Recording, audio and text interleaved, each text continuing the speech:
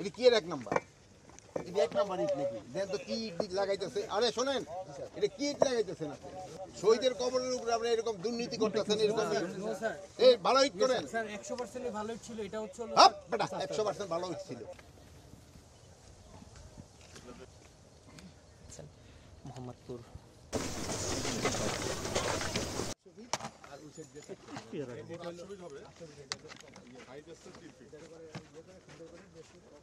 একটু মোনাজাত করি।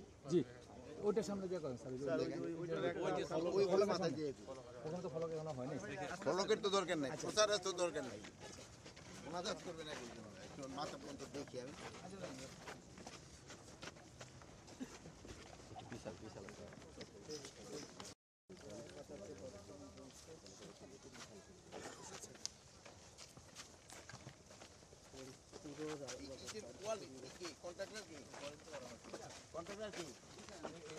কোয়ালিটি হলো নাকি?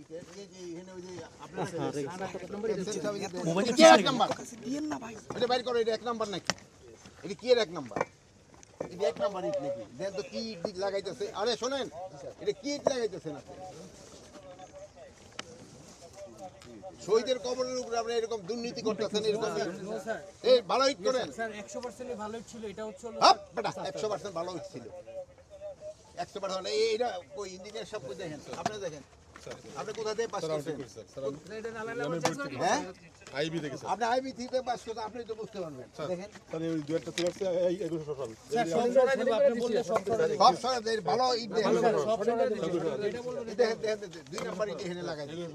আপনার এসির গ্যাসের সমাধান হলো SGS ও CNS সার্টিফাইড ফোরন রেফ্রিজারেন্ট গ্যাস, যার বিশুদ্ধতা 99.98%। ফোরন, শান্তি যেখানে নিঃশ্বাসে। দেখেন এই দেখেন, আর দেখেন ইঞ্জিনিয়ার সাহেব, দেখেন দুই নাম্বার ইট তারা হুড়া করতে কইতে এই দুই নাম্বার ইট লাগাই। এই জন্য তো বলে উনি উনি শুনেন উনি ওখানে মোনাজাতের জন্য এই জন্যই কইতেছে উনি মোনাজাত করবেন। আপনি যান এই কন্ট্রাক্টর আপনি চেঞ্জ করেন। সরি স্যার এগুলো শোন মানে খালি চুরি ছাড়া আর কোনো কিছু না। বাড়ি কই? বাড়ি কই? ওই তো নোয়াখালী তো জায়গা তো ভালো, কিন্তু চুরি করেন কি? না স্যার কোন স্যার এই যে দেখেন, এই যে আপনারা দেখেন ছবি উঠে চেঞ্জ করে দিব এই যে ভাই এই যে ছবি উঠেন চেঞ্জ করে দিব সব চেঞ্জ কেন বলার পরে চেঞ্জ কেন? আপনারা দেখেন দেখেন রাতের বেলা আপনারা একটু ছবি উঠান যাইতে একটু খেয়াল করেন ভাই। একজন বসছিল ইটগুলো তো আসলেই খারাপ ইটগুলো এগুলি আপনারা প্রচার করবেন। আর ভিতরে দেন না, ভিতরে কভার ই করেন না।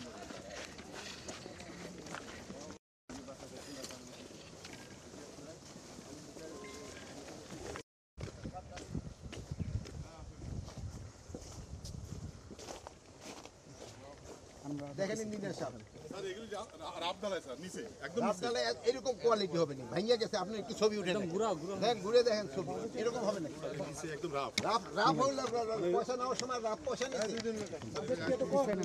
দেখেন আপনারা ছবি উঠে নেবেন, এটি জানাই প্রচার করবেন।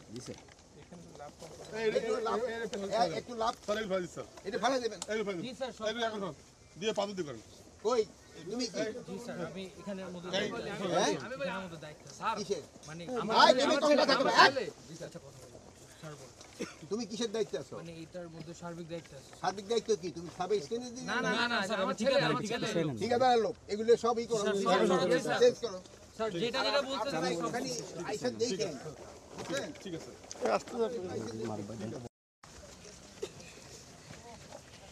এই ইটের অবস্থা দেখছেন কি এক নাম্বারই সব। আপনারা ছবি উঠান, এগুলি প্রচার করবেন। আমি ধরে দেখুন কেন, আপনারা দেখেন এই যে ওই ইটের অবস্থা দেখেন।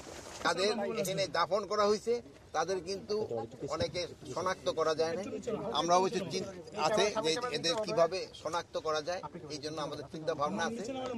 তাড়াতাড়ি শনাক্ত করার ব্যবস্থা করব।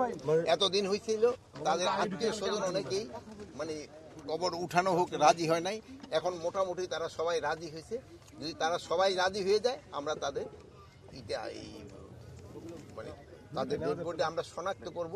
এবং যদি কেউ ডিএনএর মাধ্যমে, আর যদি কেউ যদি এখান থেকে তাদের গ্রামের বাড়িতে নিয়ে যেতে চায়, ভোটও আমরা তাদের অ্যালাউ করবো যদি তার কোথাও যদি নিতে চায়। যেহেতু এই জিনিসটা হলো, আমরা কিছুদিন আগে আমি এবং আমাদের আদিলুর রহমান ভাই দুইজন আমরা মুন্সিগঞ্জ গেছিলাম, সেই সময় তারা বলছে যে না, আমরা এখন সবাই মোটামুটি রাজি, আপনারা এখন শনাক্ত করতে পারেন।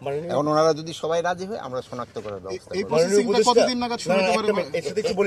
না না, এই প্রসেসিংটা শুরু সময় লাগবে না, সবাই যে সময় রাজি হয়ে যাবে সে সময় আমরা করব। উপদেষ্টা, এখানে বিষয়টা হচ্ছে যে আপনারা বলছেন শতাধিক কবর, মানে বলা হচ্ছে শতাধিক লাশ আছে, নির্দিষ্ট করে এখন পর্যন্ত পেয়েছেন কিনা, কতগুলো আসছে? এখানে একটা সংখ্যা 114টা আমরা এখন পেয়েছি যে 114 জন। আচ্ছা, এই যে গণহত্যা হলো, উপদেষ্টা মহোদয়, গণহত্যার এক বছরে এখন বিচার প্রক্রিয়া আসলে কতটুকু? না, বিচার প্রক্রিয়া তো চলতেছে, বিচার প্রক্রিয়া তো চলতেছে, কিন্তু আমার হলো একটা অনুরোধ, এখনো ধরাছোঁয়ার বাইরে রয়ে গেছে। ধরাছোঁয়া আপনারা একটা আপনাদের কাছে অনুরোধ, এই ধরেন যে এই যে গণকবর, এই দেশের জন্য যারা শহীদ হয়েছে তাদের কবরের এই যে ইট ফিট গুলি ভালো দিচ্ছে না, এইগুলি আপনারা একটু প্রচার করবেন, একজন ভালোভাবেই হয়। টেস্টে দেশম করতে চাই সেটা একটা পোস্টমর্টমের মতো হয়ে যাবে, বাট যেহেতু এটা তো ডাক্তারের মাধ্যমে হবে, তো এর একটা কমিটির মাধ্যমে হবে, তারা পুরাটা আপনার ডিটেল বলতে পারবে যে কিভাবে। মামলা তো আমাদের তো অনেক শহীদ হয়েছে, অনেকগুলি মামলা কিন্তু বিচারাধীন শুরু হয়ে গেছে, অন্যান্যগুলো হচ্ছে এটাও কিন্তু প্রসেস শুরু হয়ে গেছে, আর এগুলো আস্তে আস্তে হয়ে যাবে যত তাড়াতাড়ি যেন বিচারের আওতায় নিয়ে আসে। আপনারা আমাকে দেশে সবচেয়ে, আপনি ভাই কথা শেষ করতে, আপনাদের বলো বড় সমস্যা হলো আমাদের দুর্নীতি। আপনি যদি দুর্নীতি না কমাইতে পারেন না, এই দেখেন শহীদের কবর হচ্ছে, এখানেও দেখেন এই কোয়ালিটি দেখলেন আপনারা ভালো দিচ্ছে না, এগুলি ব্যাপার আপনারা বলবেন।